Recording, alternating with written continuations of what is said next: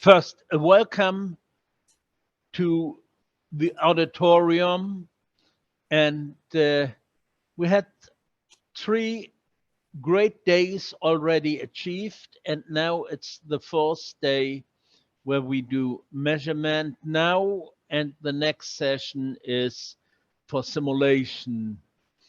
So the question will come up just a second. The question is to Tektronix. What exactly do you mean by integrated test libraries in your parametric curve traces? Andrea, it's your question. Okay. So, well, essentially during the presentation, I presented several possibilities to perform the IV and the CV characterization. And when you go into the test mode, you can go into a normal trace mode, which is a quick and dirty card tracing. But if you want to go into the parametric test mode, then you need libraries to support you with the configuration in order to set up all the different parameters that you want to measure. And to ease this job, because it could be quite time consuming, we already prepared in the software several types of test libraries that guides the user in order to set the ranges or the resolution that is available at the moment for all the different type of measurements, which can be the on-state current, the breakdown voltage, and so forth. And these can be work that we can keep updating with the inputs from the customers or with the changes with the standards. So it's an ongoing process. Thank you, Andrea. You have a nice shelf with books in the background. Yeah, indeed. I also have something that lasted for many years. Maybe I can show you, and it's a Super 8 camera that was from my father. So this is as old as I am,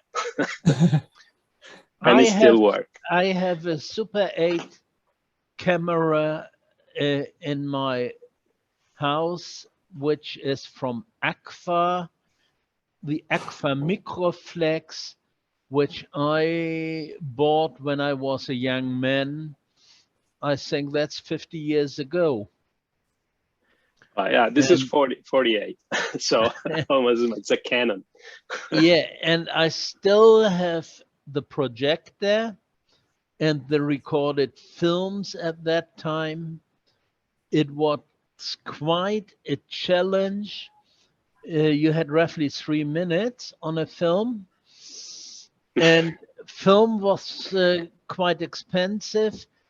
Nowadays, you use your smartphone and take the movies as long as you want, and it does not cost you anything extra.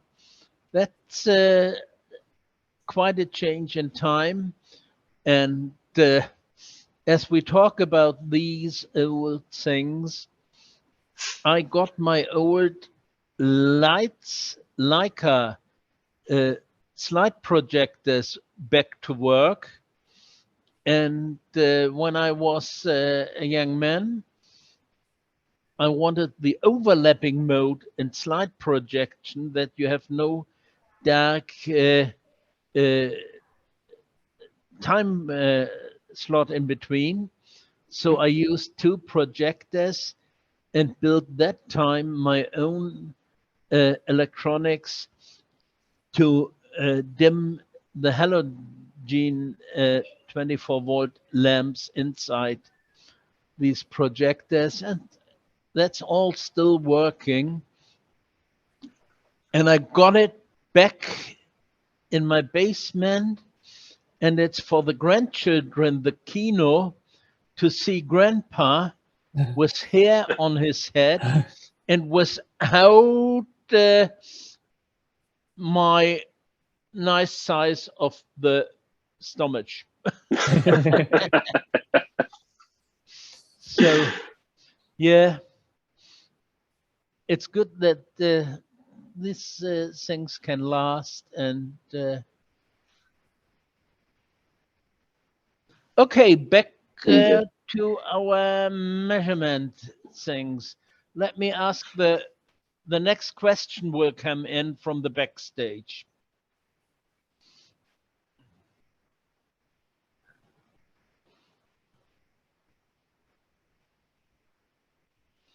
It's again to Tektronix.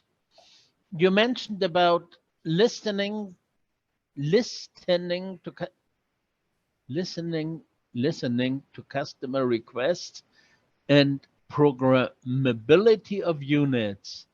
Till what extent this is offered, and what are your key advantages compared to other test automation solutions?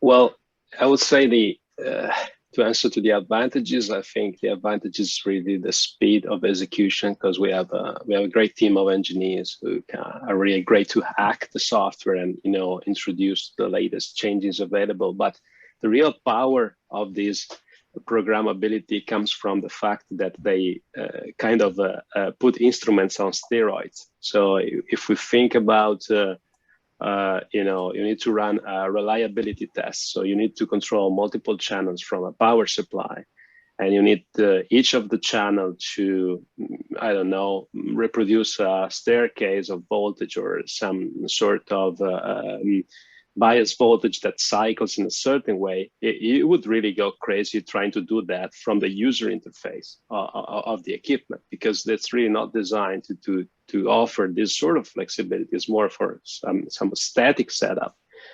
So what we really offer is the possibility for a control software, in our case it's Kickstart, really to offer extra possibilities in the control and use of the channels of the instruments itself, or the sourcing unit, like a power supply.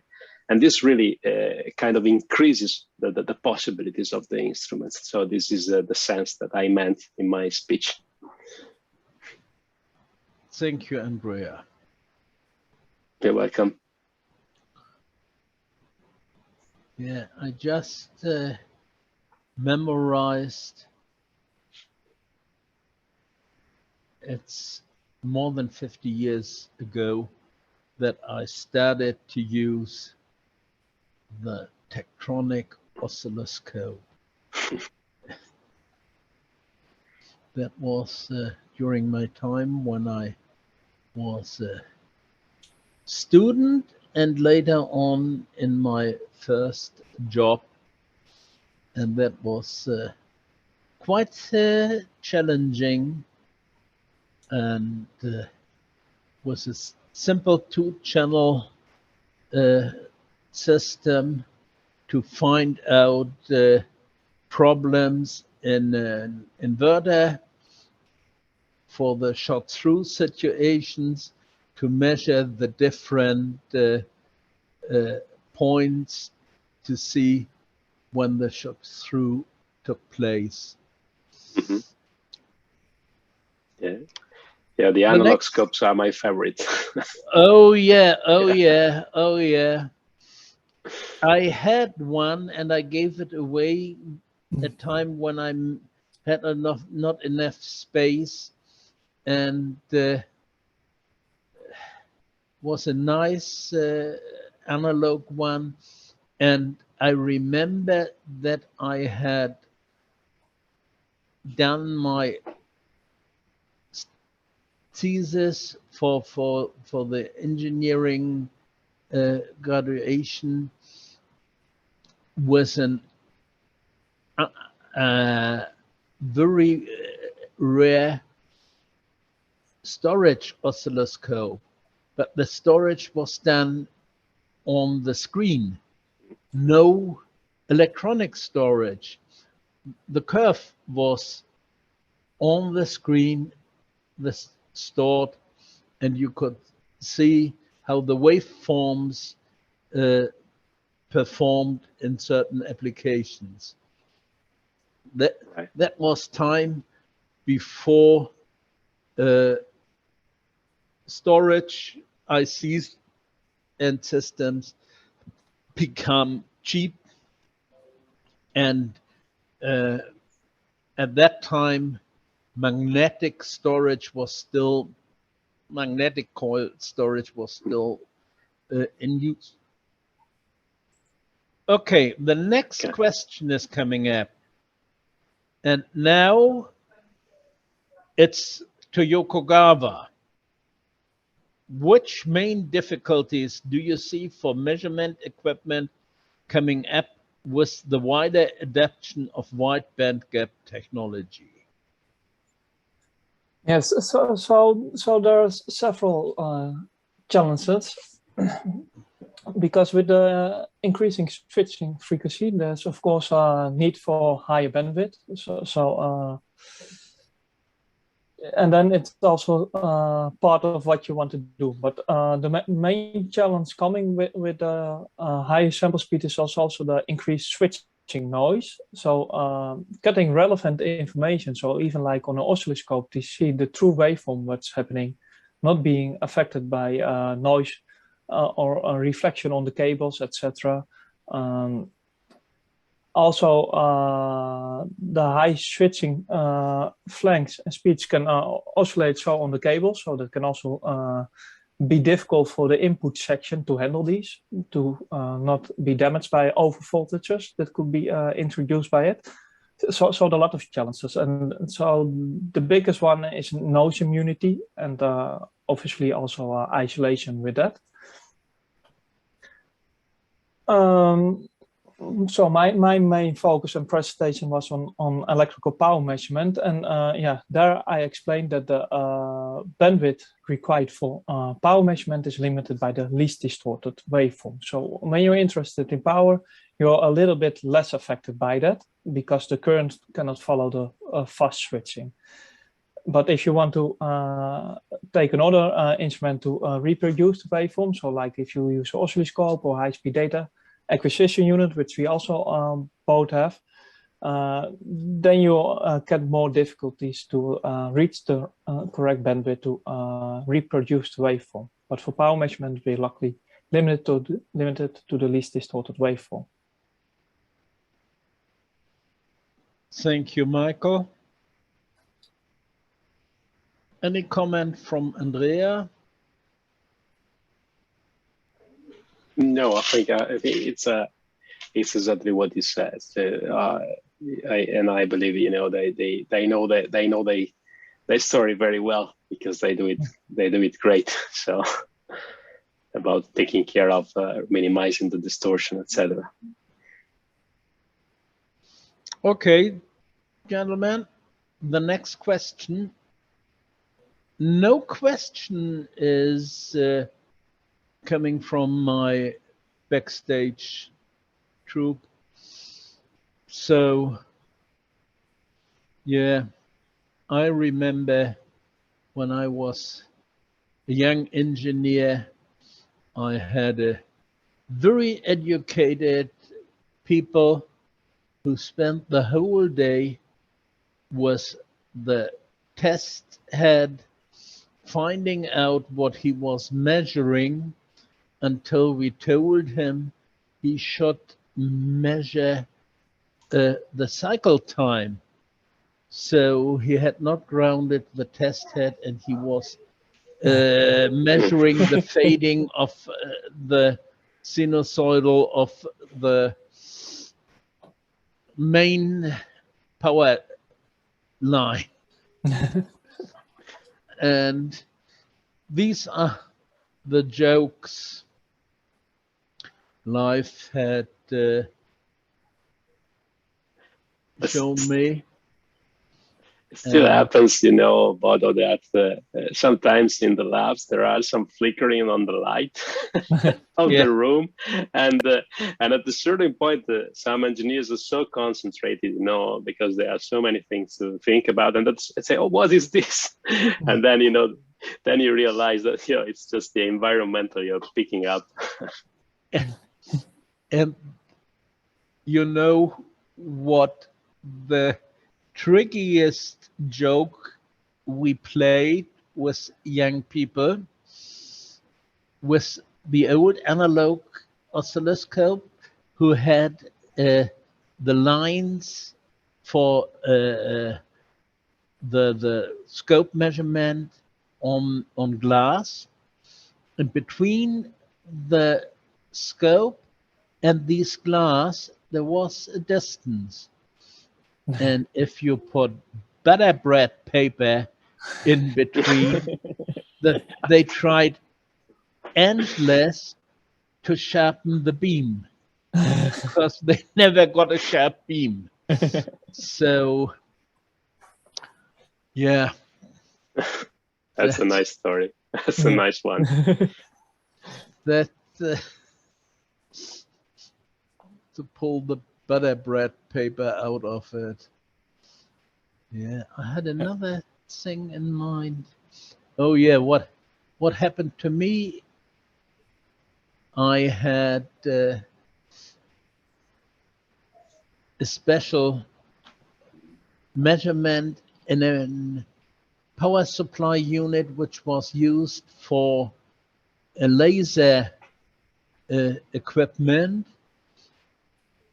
and the drawings did not told me exactly where are the ground points, and when I got in and shortened something, I overstressed an electrolytic capacitor, and it was in an working environment with a very high ceiling, and we had a very loud noise, and the electrolytic capacitor explode, and the whole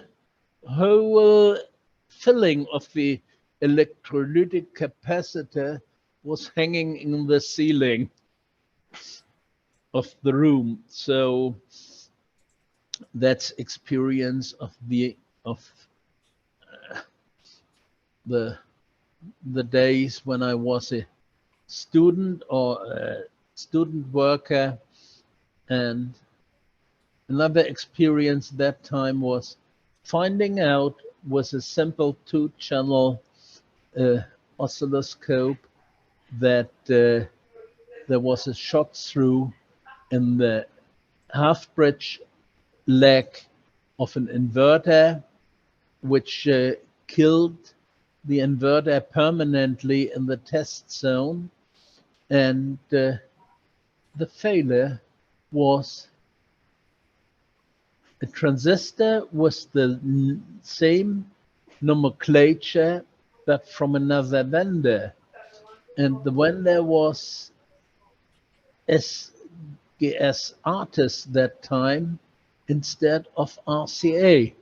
The RCA device switched proper, and the same device from SGS Artist did overlap switching in the pre-stage, and so the end transistors, which were parallel, 3 of them, were permanently blown up, and that was not fun. We had a big wallpaper box which was filled with the blown up transistors until I found that the failure was not at the end stage, it was in the pre-stage with the wrong transistors. Yeah, sometimes the lab can be a very dangerous place with explosion and these capacitors on the ceiling. And I remember at school, at a technical school where I was, there were these similar stories in the lab where we were making our boards, and we did the whole stage, you know, from the design to making with acid, you know, the erosion, and preparing the PCB and everything, and soldering, and we had all the equipments, but also we had the high voltage available on the table. And the profession of Italian language was not an engineer. He came into the lab one day because he wanted to tell us very urgently. And while talking, he put his hand on the variac. He thought it was like just you know, something, and he put his hands on. He was jumping out of this, and I said, this is too dangerous. I'm getting out of here. Yeah. We had a similar thing in one of the lab where I worked then at a company here in Kiel, where some of the administrational high-level people came in, and the scope was on an transformer. So it was high, and he put also on the scope, and from that day on, he never got into that lab. He just looked through the window and asked somebody to go in if he wanted to talk to somebody. Yeah. Exactly. So measurement is sometimes fun, and sometimes you have to be careful. It could be dangerous. So, but then you learn, and you remember, because you remember the pain, yeah. and you learn. Oh yeah. Gentlemen, we had a nice talk, and I hope our auditorium enjoyed our jokes and the portions of information. And I want to say, have a Merry Christmas and a Happy New Year. And we all on this globe want to have peace, which is important for our grandchildren to survive the future. And I have 4 grandchildren, and I know what I'm talking. They should have a nice world to grow up like I had it. I remember only what my parents told me. I did not see my grandparents. I did not see my uncles. They all disappeared in World War I or World War II. So we should stop to have war on our globe. Gentlemen, thank you so much for your effort, and looking forward to see you at one of the upcoming events, APEC, PCIM, ECCE, whatever will show power for us will be a good place to meet. And our plan is having next year a real Wide Bandgap conference again in Munich. That's on our list. Corona has brought us to the point that it was critical not to do it, because a lot of people were not allowed to travel, especially our Asian friends. So I can say, let's look forward to the next and future events. So I will say goodbye and have a nice weekend, and see you. See you. Bye-bye. Wonderful Christmas, everyone. Thank you. Bye-bye. Take care, everyone. Thank you. Bye-bye. Thank you. Bye-bye.